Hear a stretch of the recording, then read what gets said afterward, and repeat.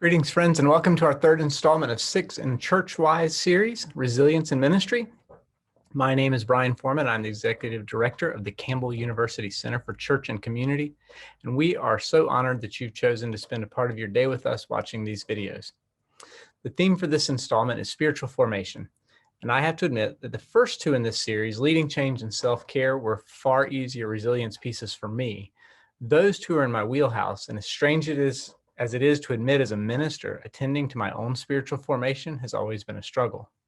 And it continues to be one area that I lose sight of most easily even today. See, for the longest time as a church kid, I grew up understanding that growing in my faith meant a daily quiet time, usually reading the Bible and writing some notes in a prayer book or devotional guide that accompanied it.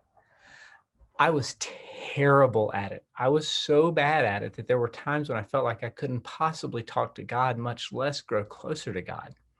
And even as I answered a call to ministry, there was a significant part of me that held on to an imposter syndrome. How could God possibly be calling me to ministry when I don't even know how to talk to God or grow in my faith? This was so deeply ingrained in me that I even perpetuated it on my students those first few years in youth ministry. And I'd like to tell you there was an aha moment that transformed this for me, but there wasn't. I majored in religion in college and attended divinity school afterwards, and I thrived in these arenas because I was learning about God. My head was closer to God than it had ever been. Despite all of that study, it took a lyric from a song to start opening things up for me. And that lyric talked about how hard it was to make an 18-inch journey from your head to our heart with our faith.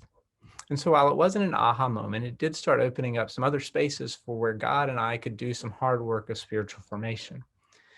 And for me, while scripture still remains important, music became very important. Walks in the woods, prayer practices that made me uncomfortable, like silence, lectio divina, and conversations with people who stirred my spirit in really challenging ways, even when they were unaware of it.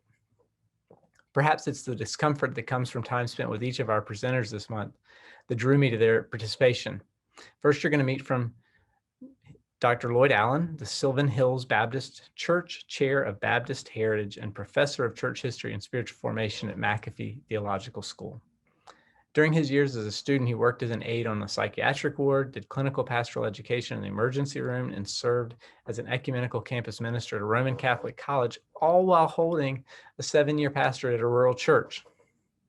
In 1995, he returned to McAfee, where he began teaching about Baptist heritage and Christian spirituality and interfaith work.